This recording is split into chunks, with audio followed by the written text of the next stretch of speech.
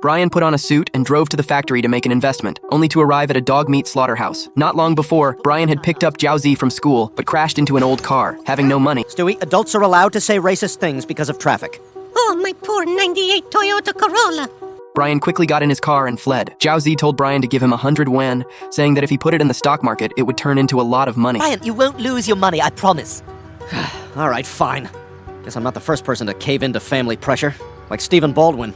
The next day, Brian thought Jiaozi had lost all his money, but Jiaozi pulled out 2,000 yuan and returned it to Brian. Seeing so much money, Brian began learning from Jiaozi how to invest. Before long, Brian had already made quite a bit of money, so he took Jiaozi to a processing plant in the suburbs that he was planning to invest in. Jiaozi questioned why an ordinary factory would have such strict security guards.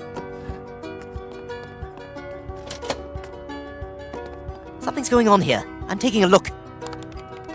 What are you doing? It's just a protein shake, and it's the cheapest on the market. Upon entering, Jiaozi discovered that all the raw materials here were made from dog meat. Jiaozi looked worried seeing these poor dogs about to be slaughtered, but Brian, despite being of the same species, showed no concern whatsoever. Faced with Jiaozi's confusion, Brian said this was how rich people behaved. Soon, Brian went to the factory to make his investment. The receptionist handed Brian a towel laced with anesthetic. Brian took a sniff and immediately passed out. He never would have imagined he would die in such a way. Brian prayed that he would die gently. Just as Brian was about to be taken away to be killed, Jiaozi suddenly burst out from the side, fought off the security